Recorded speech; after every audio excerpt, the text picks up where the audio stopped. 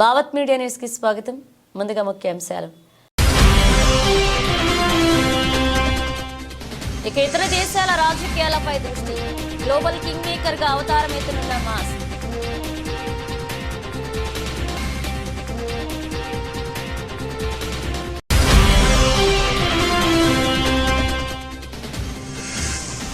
అంబేద్కర్ అనడం ఫ్యాషన్ అయిపోయింది. రాజ్యసభలో హోంమంత్రి అమిత్ షా వ్యాఖ్యలు. దేశవ్యాప్తంగా దుమారం. విరుచుకుపడ్డ విపక్షం.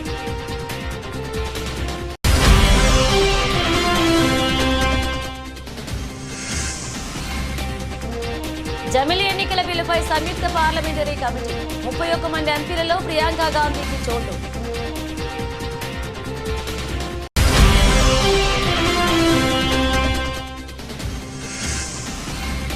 రైతు సమస్యలపై బీఆర్ఎస్ వాయిదా తీర్మానం. రైతులకిచ్చిన ప్రతి హామీని నెరవేర్చాలని డిమాండ్ చేసిన బీఆర్ఎస్ ఎమ్మెల్యేలు.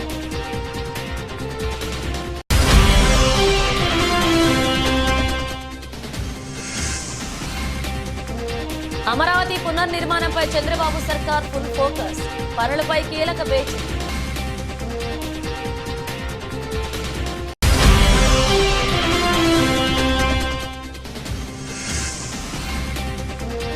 క్రికెట్ కు అశ్విన్ గుడ్ బై. పూజారా రహనేలా రిటైర్మెంట్ పై రోహిత్ శర్మ కామెంట్స్.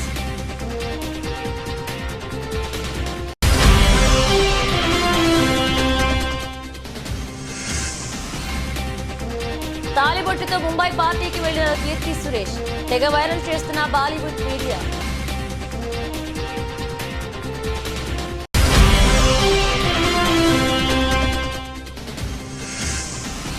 భారీ నష్టాల్లో దేశీయ స్టాక్ మార్కెట్ సూచీలు. మార్కెట్లపై ఫేడ్ దెబ్బ. 79,000కు దిగివచ్చిన సెన్సెక్స్. అమెరికా అధ్యక్ష ఎన్నికల్లో రిపబ్లికన్ అభ్యర్థి డొనాల్డ్ ట్రంప్ను వేల కోట్ల రూపాయలను ఖర్చు చేయటమే కాక అతని తరపున స్వయంగా ప్రచారం చేసి గెలుపులో కీలక పాత్ర పోషించిన ప్రపంచ కుబేరుడు టెస్లా అధినేత ఎలన్ మస్క్ ఇప్పుడు ఇతర దేశాల ఎన్నికల్లో సైతం తన ప్రభావాన్ని చూపాలనుకుంటున్నారు. ప్రపంచ రాజకీయాల్లో కింగ్ మేకర్గా మారాలనుకుంటున్నారని రాజకీయ పరిశీలకులు భావిస్తున్నారు. అందులో భాగంగా ఆయన తొలుత యూకేపై దృష్టి సారించారు. మంగళవారం యూకే సంస్కరణల నేత నిగేల్ ఫరాజ్ను కలిశారు.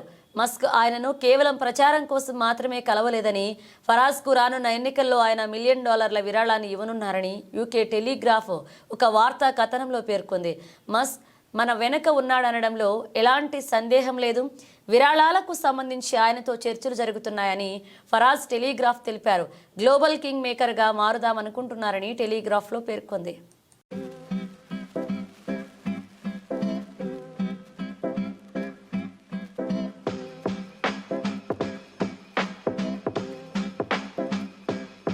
భారత రాజ్యాంగ నిర్మాత డాక్టర్ బిఆర్ అంబేద్కర్ పై కేంద్ర హోంమంత్రి అమిత్ షా వివాదాస్పద వ్యాఖ్యలు చేశారు. ఆయన పేరును పదే పదే ఉచ్చరించడం ఇప్పుడు ఫ్యాషన్గా మారింది అంటూ అభ్యంతరకరంగా మాట్లాడారు. అంబేద్కర్ను కాదు, ఆయనకు బదులుగా దేవుడిని స్మరిస్తే స్వర్గానికైనా వెళ్లొచ్చంటూ ఉచిత సలహా ఇచ్చారు. అమిత్ షా వ్యాఖ్యలపై ప్రతిపక్షాలు మండిపడ్డాయి. అంబేద్కర్ను అవమానించిన షాను వెంటనే మంత్రి పదవి నుంచి తొలగించాలని డిమాండ్ చేశారు. అమిత్ షాపై తృణమూల్ కాంగ్రెస్ సభా హక్కుల ఉల్లంఘన నోటీసులు ఇచ్చింది. పార్లమెంట్ శీతాకాల సమావేశాల్లో భాగంగా మంగళవారం రాజ్యసభలో రాజ్యాంగంపై చర్చ జరిగింది. ఈ క్రమంలో హోంమంత్రి అమిత్ షా మాట్లాడుతూ అంబేద్కర్ను ఉద్దేశిస్తూ పలు అభ్యంతరకర వ్యాఖ్యలు చేశారు. అభి ఏక్ ఫ్యాషన్ హో గయా హాయ్ అంబేద్కర్ అంటూ ఇత్నా నామ్ ఆగర్ భగవాన్ కా లేతేతో 7 జన్మక్ తన స్వర్గమిల్ జాతా అంటూ అమిత్ షా వ్యాఖ్యానించారు. ఇక దీనికి బదులుగా దేవుడిని ఇన్నిసార్లు స్మరిస్తే స్వర్గానికి వెళ్ళొచ్చు అంటూ ఆయన వ్యాఖ్యలు చేశారు. ఇక ఈ వ్యాఖ్యలు సోషల్ మీడియాలో వైరల్గా మారాయి.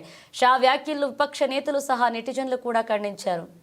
तो साच अर्थ में अंबेडकर जी के प्रति आपका भाव क्या है ये मैं बताता हूं।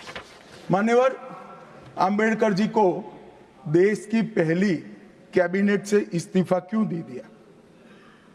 अंबेडकर जी ने कई बार कहा कि अनुसूचित जातियों और जनजातियों से हुए व्यवहार से मैं असंतुष्ट हूं। सरकार की विदेश नीति से मैं असहमत हूं और आर्टिकल 370 से मैं असहमत हूं। इसलिए वो छोड़ना चाहते थे, उनको आश्वासन दिया गया, आश्वासन पूरा नहीं हुआ। उन्होंने इग्नोरेंस के चलते इस्तीफा दे दिया और एक श्री BC रॉय ने पत्र लिखा कि अंबेडकर और राजा जी जैसे दो महानुभाव मंत्रिमंडल छोड़ेंगे तो क्या होगा। तो नेहरू जी ने उनको जवाब में लिखा है, राजा जी के जाने से तो थोड़ा बहुत नुकसान होगा, अंबेडकर के जाने से मंत्रिमंडल कमजोर नहीं होता है। मान्यवर ये विचार जो खड़गे जी कह रहे हैं ना, क्या आपत्ति है, जिसका विरोध करते हो उसका वोट के लिए नाम देना कितना उचित है,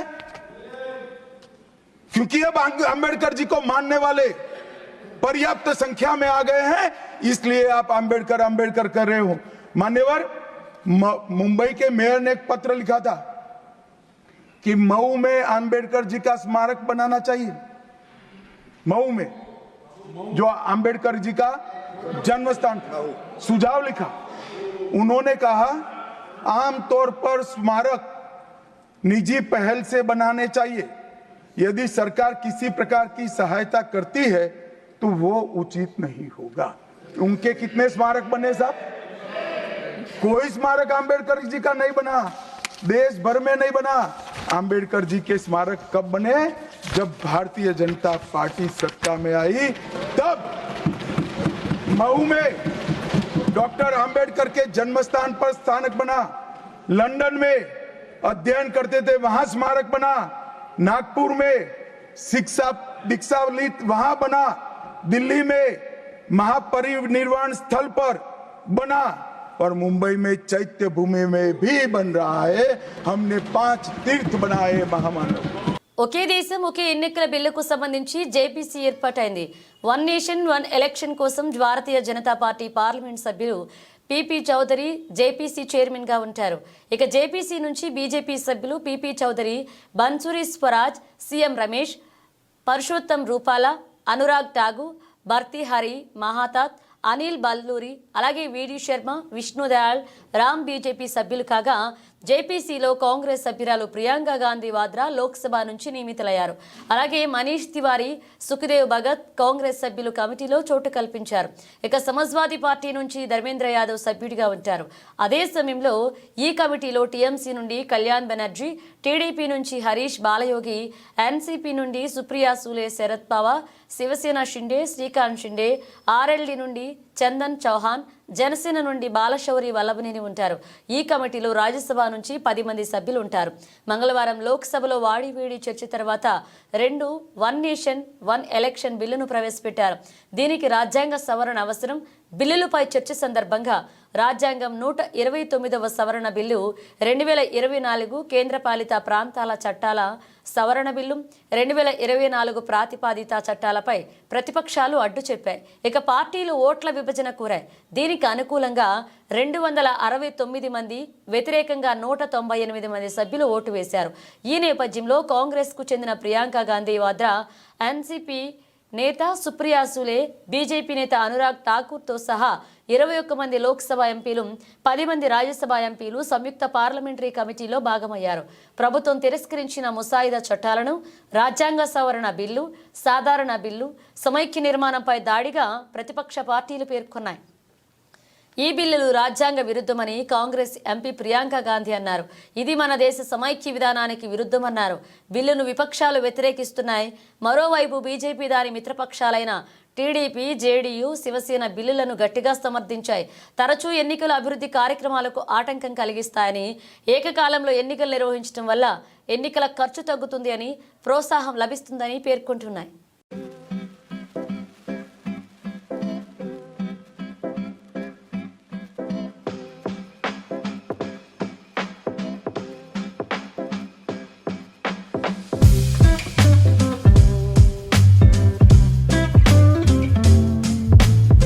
అసెంబ్లీ సమావేశాల 5వ రోజుకు చేరుకున్న అసెంబ్లీ వేదికగా ప్రజా సమస్యలపై బీఆర్ఎస్ పార్టీ మొదటి రోజు నుంచి పోరాడుతుంది.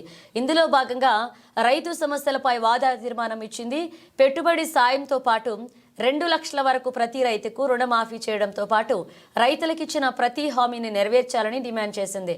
రాష్ట్రంలో రైతులకు పంట పెట్టుబడి సహాయం అందక, రుణమాఫీ కాక, అన్ని పంటలకు బోనస్ రాక ఇబ్బందులు ఎదుర్కొంటున్నారు.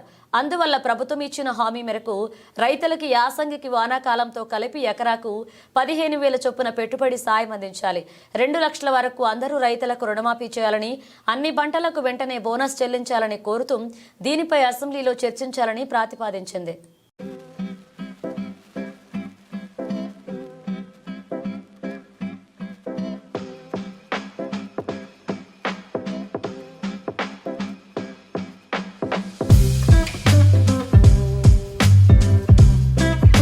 అమరావతి పునర్నిర్మాణం కోసం ఏపీ ప్రభుత్వం వేగంగా అడుగులు వేస్తుంది. ప్రత్యేక ప్రణాళిక రూపొందించి పనులు స్పీడప్ చేస్తుంది. ఇందులో భాగంగా రాజధానిలో చేపట్టాల్సిన పనులపై ఇవాళ ఏపీ కేబినెట్ చర్చించి నిర్ణయం తీసుకోనుంది. ముఖ్యమంత్రి చంద్రబాబు అధ్యక్షతన ఏపీ కేబినెట్ సమావేశం ఇవాళ జరగనుంది. సచివాలయంలో జరగనున్న ఈ సమావేశంలో పలు కీలక అంశాలపై చర్చించనున్నారు. ఈ సమావేశంలో కీలక నిర్ణయాలకు ఆమోదం తెలపనుంది మంత్రివర్గం. ముఖ్యంగా సిఆర్డీ అథారిటీ సమావేశంలో ఆమోదం తెలిపిన 24,276 కోట్ల పనులకు పాలనాపరమైన అనుమతులపై కేబినెట్లో చర్చ జరగనుంది. అలాగే విజయవాడ బొడమేరు ముంపు బాధితులకు రుణాల రీషెడ్యూల్ కోసం స్టాంప్ డ్యూటీ మినహాయింపు, పలు పరిశ్రమలకు భూ కేటాయింపుల లాంటి అంశాలు కూడా కేబినెట్లో చర్చకు రానున్నాయి. సీఎం చంద్రబాబు నేతృత్వంలో 2 రోజుల క్రితమే జరిగిన సిఆర్డీఏ 43వ అథారిటీ సమావేశంలో ఆమోదించిన పలు నిర్ణయాలు కేబినెట్ ముందుకు రానున్నాయి. రాజధాని నిర్మాణం కోసం సిఆర్డీ అథారిటీ సమావేశంలో ఆమోదం తెలిపిన ట్రంక్ రోడ్లు, లేఅవుట్లలో మౌలిక వసతుల కల్పన, ఐకానిక్ బిల్డింగ్లకు సంబంధించి మొత్తం 24,276 కోట్ల పనులకు పాలనాపరమైన ఆమోదం కోసం గురువారం మంత్రివర్గం ముందుకు రానుంది. ఇందులో భాగంగా 103 ఎకరాల్లో 11.22 లక్షల చదరపు అడుగుల విస్తీర్ణంలో నిర్మించే అసెంబ్లీ భవన నిర్మాణానికి అనుమతులు ఇవ్వనున్నారు.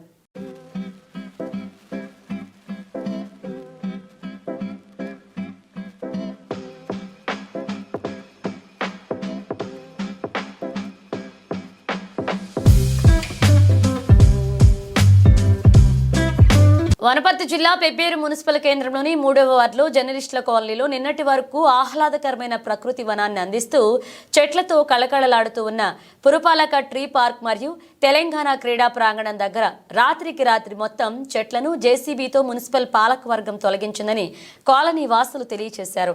చెట్లను తొలగించిన విషయం మున్సిపల్ కమిషనర్ గణేష్ బాబుకు కూడా తెలియకుండా చేయడం ఏమిటి అని కాంగ్రెస్ నాయకులు ప్రశ్నిస్తున్నారు. ప్రకృతి వనాన్ని దుర్వినియోగం చేసిన వారిపై కేసులు పెడతామని మున్సిపల్ కమిషనర్ ఫోన్ సమాచారం అందించారు. రాత్రికి రాత్రి చెట్లను తీసివేసి డంపింగ్ యార్డ్లో వేయాల్సిన అవసరం ఏంటి అని ప్రశ్నించారు కాంగ్రెస్ శ్రేణులు. వీరిపై చట్టరీత్యా చర్యలు తీసుకోవాలని స్థానిక ఎస్ఐకు కాంగ్రెస్ మండల నాయకులు ఫిర్యాదు చేశారు. రాత్రి జరిగిన సంఘటన దురదృష్టకరం. ఎందుకంటే ప్రకృతిని కాపాడే బాధ్యత ప్రభుత్వాలపైన, ప్రజలపైన, అందరిపైన ఉంటాయి. ఇప్పుడు చూస్తున్నాం మనం పక్కల ఆ మాదిరి చెట్లను రాత్రి నిర్మానుషంగా వచ్చి రాత్రిలో పీకేయడం దురదృష్టకరం. ఇప్పుడే నేను కమిషనర్ గారితో కూడా మాట్లాడినా. కమిషనర్ గారు మీరేమైనా చెప్పినా ఇక్కడ చెట్లు పీకమని అంటే నాకేం తెలియదు, నాకు సంబంధం లేదు, నేను చెప్పలేదు, నేను ఇప్పుడు పోలీస్ స్టేషన్లో కూడా కంప్లైంట్ చేస్తా అని చెప్పిండు. మేము కూడా పార్టీ పరంగా కాంగ్రెస్ పార్టీ తరఫున ఇట్లా చెట్లను ధ్వంసం చేసిన ఈ పాలకవర్గం పైన, ఆ మిషన్ల పైన, ఆ టిప్పర్ల పైన ఖచ్చితంగా వాల్టా చట్టంలో చర్య తీసుకొని వాళ్ళను అవసరం వస్తే దీనికి సంబంధించిన మెయింటెనెన్స్ ఎంత అయిందో ఈ 5 సంవత్సరాల ఆ రికవరీ కూడా వాళ్ళతోనే చేసి చెట్లను వాళ్ళని ఖచ్చితంగా శిక్షించాలని చెప్పి మేము డిమాండ్ చేస్తున్నాం. తాండూరు నియోజకవర్గం వికారాబాద్ జిల్లా తాండూరు సబ్ డివిజన్లోని బషీరాబాద్ పోలీస్ స్టేషన్ను వికారాబాద్ జిల్లా ఎస్పీ నారాయణరెడ్డి తాండూరు డీఎస్పీ బాలకృష్ణారెడ్డితో కలిసి సందర్శించారు. Tandur DSP Balakrishna Reddy, Tandur rural CI Y Nagesh, Basheerabad SI Shankar ఎస్పీకి పుష్పగుచ్చం అందించి స్వాగతం పలికారు. అనంతరం జిల్లా ఎస్పీకి పోలీస్ సిబ్బంది గౌరవ వందనం సమర్పించారు. జిల్లా ఎస్పీ సిబ్బందితో కలిసి మొక్కలు నాటారు. స్టేషన్లో పలు రికార్డులను పరిశీలించారు. స్టేషన్లో నమోదైన కేసుల వివరాలను, పెండింగ్లో ఉన్న కేసుల వివరాలను పరిశీలించారు. అదేవిధంగా స్టేషన్కు వచ్చే ఫిర్యాదుదారుల పట్ల మర్యాదపూర్వకంగా మెలగాలని, కేసుల పరిష్కారానికి కృషి చేయాలని సూచించారు. ఈ సందర్భంగా జిల్లా ఎస్పీ నారాయణరెడ్డి మీడియాతో మాట్లాడుతూ బషీరాబాద్ పోలీస్ స్టేషన్ కేసుల నియంత్రణలో బెస్ట్గా నిలిచిందన్నారు. గత సంవత్సరం కంటే ఈ సంవత్సరం నేరాల సంఖ్య తగ్గిందన్నారు. అనుమానాస్పద మరణాలు, ఆత్మహత్యలు, అదృశ్యమైన కేసులు తగ్గిపోయాయని తెలియజేశారు. ఈ పోలీస్ స్టేషన్లో ఏడాది ఒక్క హత్య కేసు కూడా నమోదు కాకపోవడం గమనార్హమన్నారు. ఈ కార్యక్రమంలో rural CI Y Nagesh, SI శంకర్తో పాటు పోలీస్ సిబ్బంది ఉన్నారు.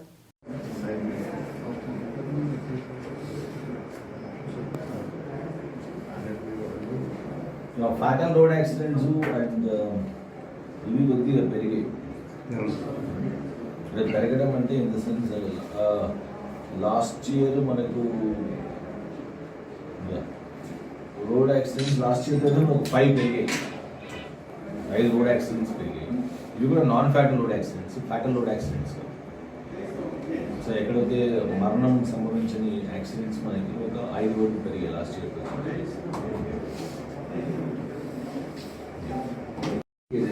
బ్యాంక్ ఇక్కడ కొద్దిగా రైతులందరూ కూడా యూనిట్స్, స్మాల్ ఇండస్ట్రీస్కి యూనిట్స్ పెట్టడానికి అవి లోన్స్ తీసుకున్నాక సబ్సిడీ పార్ట్ తీసుకున్నారు. ఇది కూడా బేసికల్గా మనం చూస్తే క్రైమ్ లాస్ట్ 2 yearsతో కంపేర్ చేస్తే పెద్ద ఇంక్రీజ్ అయితే ఏం లేదు. మిగతా మనకు ఫర్ ఎగ్జాంపుల్ లాస్ట్ ఇయర్తో ఈ ఇయర్ చూస్తే మనకు 174 అంటే అనుమానాస్పద మృతులు అండ్ సూసైడ్స్ ఉన్నాయి, అవి తగ్గాయి. లాస్ట్ ఇయర్తో పోస్తే ఈ ఇయర్ 8 తగ్గాయి. అండ్ సిమిలర్గా మిస్సింగ్ కేసెస్ కూడా తగ్గాయి. లాస్ట్ ఇయర్ 15 ఉన్నాయి, ఈ ఇయర్ 10కి వచ్చింది. సో వీటిలో తగ్గుముఖం పడడం చాలా మంచి పరిణామం యాక్చువల్గా. ఎందుకంటే సూసైడ్స్ అనేది ఎమోషనల్గా పాపం వాళ్ళు ఏం చేయాలో ఆ టైంలో తెలియక తీసుకుంటారు. సో అవి తగ్గాయంటే చాలా వరకు ప్రజలు ఇక్కడ మెంటల్గా స్ట్రాంగ్గా ఉండేటారు. అండ్ సిమిలర్గా మిస్సింగ్ కేసెస్ కూడా డిప్రెషన్లో ఉన్నప్పుడు వాళ్ళు మిస్ అవుతారు. అవి కూడా ఒక 5 కేసెస్ మనకు లాస్ట్ ఇయర్తో చేస్తే కంపేర్ చేయాలి.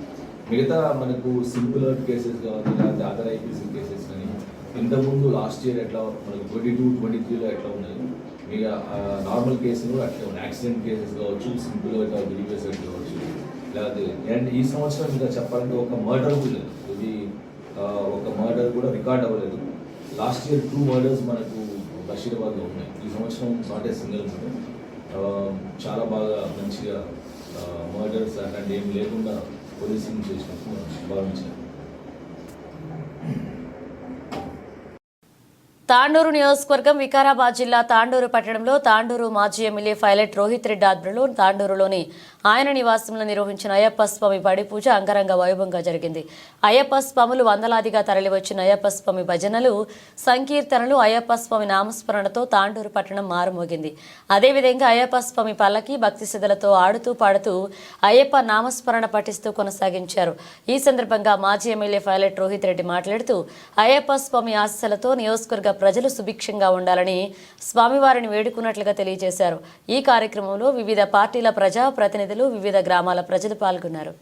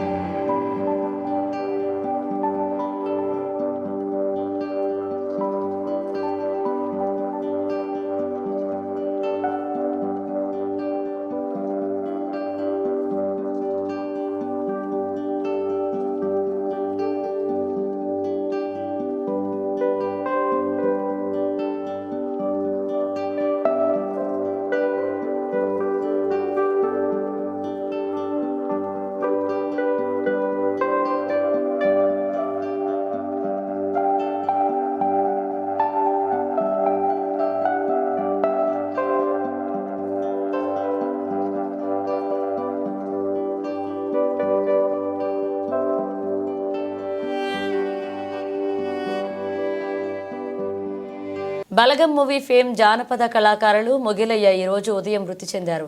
గత కొన్నాళ్లుగా అనారోగ్య సమస్యతో బాధపడుతున్న మొగిలయ్య స్వగ్రామం నరసంపేట నియోజకవర్గం దుగ్గొండి మండలం. ఆయన మృతదేహానికి పూలమాలలు వేసి నివాళులర్పించారు. కుటుంబాన్ని ఓదార్చారు నరసంపేట మాజీ ఎమ్మెల్యే పెద్ది సుదర్శన్ రెడ్డి. ఆయనైతే కిడ్నీలు ఖరాబ్ అయినాక అన్నాడు, ఒక మాట అన్నాడు కదా,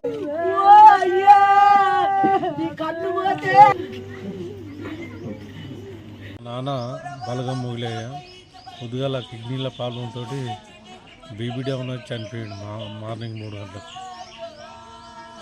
గబ్బా వేదికగా ఆస్ట్రేలియాతో జరిగిన 3వ టెస్ట్ మ్యాచ్ అనంతరం team India star off spinner Ravichandran Ashwin retirement ప్రకటించారు. దీంతో ఇప్పుడు అందరి దృష్టి టెస్ట్ స్పెషలిస్టులు చతేశ్వర పూజార, అజ్వింకా రహానాలపై పడింది. ఈ ఇద్దరు స్టార్ ఆటగాళ్లు భారత జట్టుకు ఆడి దాదాపు ఏడాదికి పైగా కావస్తుంది. యువ ఆటగాళ్లు రిషబ్ పంత్, సర్ఫరాజ్ ఖాన్, శుభమన్ గిల్, శ్రేయస్ అయ్యర్ వంటి ఆటగాళ్లు సుదీర్ఘ ఫార్మాట్లలో సత్తా చాటుతుండటంతో సెలెక్టర్లు వీరి వైపు చూడడం లేదు. రవిచంద్రన్ అశ్విన్ రిటైర్మెంట్పై విలేకరుల సమావేశంలో కెప్టెన్ రోహిత్ శర్మ స్పందించారు. రిటైర్ అయినా కానీ తాము కలుస్తామని చెప్పుకొచ్చాడు. అశ్విన్, రహానే, పూజారాలను మనం విభిన్న పాత్రల్లో చూడబోతున్నామా అని ఈ సందర్భంగా విలేకరులు ప్రశ్నించారు. ఈ క్రమంలో రోహిత్ మాట్లాడుతూ అశ్విన్ నిర్ణయాన్ని గౌరవిస్తున్నామని, అతడు రేపు స్వదేశానికి వెళ్తున్నట్లుగా చెప్పాడు. రిటైర్డ్ అయ్యాడు గనక మిగిలిన 2 టెస్టుల్లో అశ్విన్ ఆడడని అన్నారు.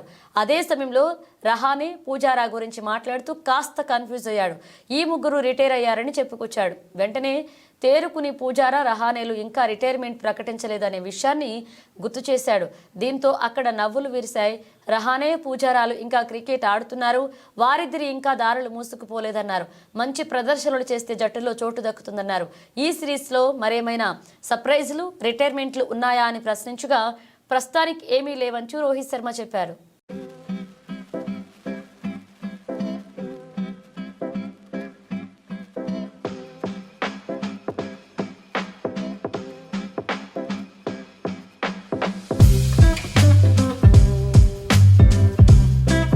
కీర్తి సురేష్ ఇటీవలే తన బాయ్ ఫ్రెండ్ ఆంటోనీని పెళ్లి చేసుకుంది.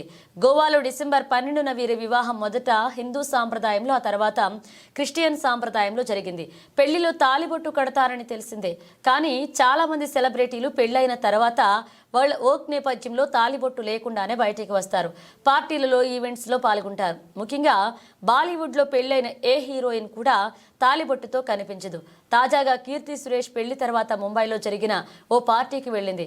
అక్కడికి మోడ్రన్ డ్రెస్సులో వెళ్లడమే కాకుండా మెడలో తాళిబొట్టుతో వెళ్ళింది. దీంతో కీర్తి సురేష్ మోడ్రన్ డ్రెస్లో మంగళసూత్రంతో కనపడిన వీడియోలను బాలీవుడ్ మీడియా తెగ వైరల్ చేస్తుంది.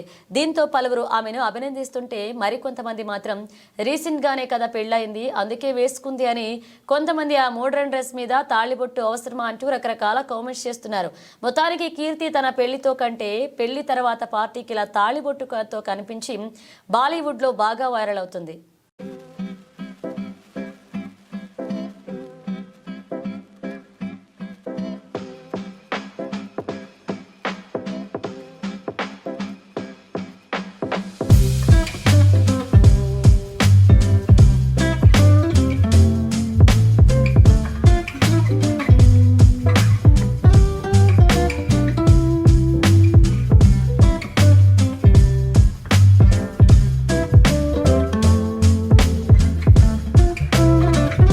దేశీయ స్టాక్ మార్కెట్ సూచీలు గురువారం భారీ నష్టాలతో ప్రారంభమయ్యాయి. అంతర్జాతీయ మార్కెట్లు బలహీన సంకేతాల వల్ల సూచీలపై ఒత్తిడి పెరిగి మార్కెట్లు నష్టాల్లోకి జారిపోయాయి.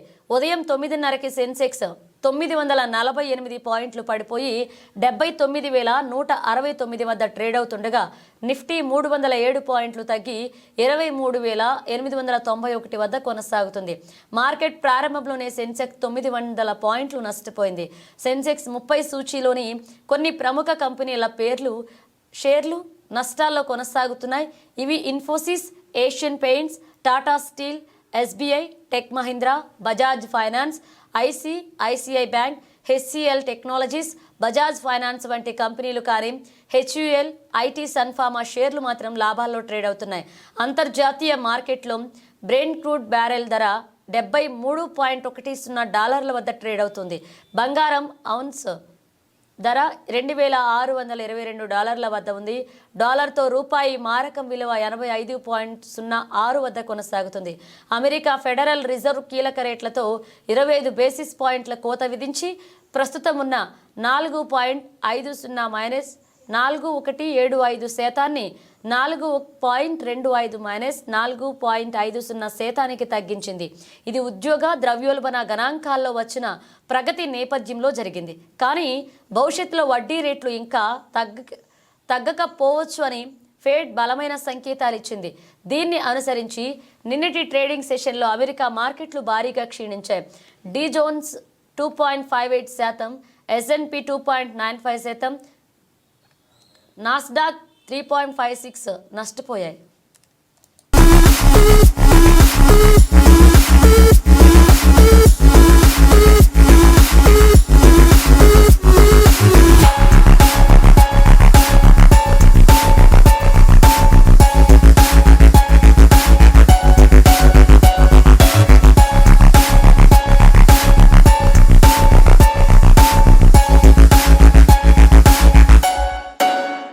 ముగించే ముందు హెడ్లైన్స్ మరోసారి. ఇక ఇతర దేశాల రాజకీయాలపై దృష్టి. గ్లోబల్ కింగ్ మేకర్ గా అవతారం ఎత్తునున్న మాస్క్.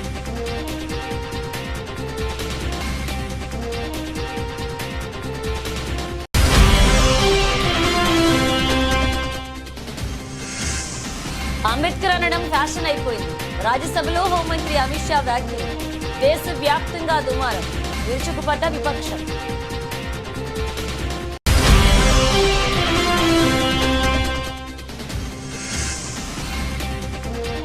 జమిలీ ఎన్నికల బిల్లుపై సంయుక్త పార్లమెంటరీ కమిటీ. 31 మంది ఎంపీలలో ప్రియాంక గాంధీకి చోటు.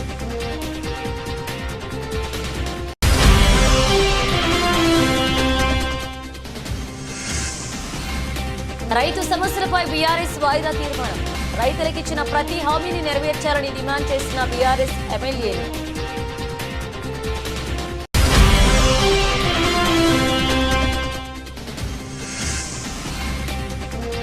అమరావతి పునర్నిర్మాణంపై చంద్రబాబు సర్కార్ ఫుల్ ఫోకస్. పనులపై కీలక భేటీ.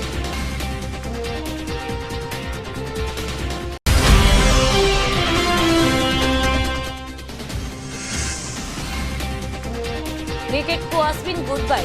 పూజారా రహనేలా రిటైర్మెంట్ పై రోహిత్ శర్మ కామెంట్స్.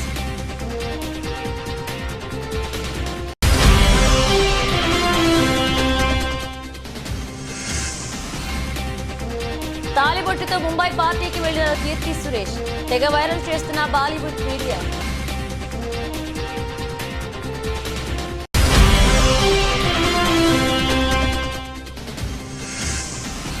భారీ నష్టాల్లో దేశీయ స్టాక్ మార్కెట్ సూచీలు. మార్కెట్లపై ఫేడ్ దెబ్బ. 79,000కు దిగి వచ్చిన సెన్సెక్స్.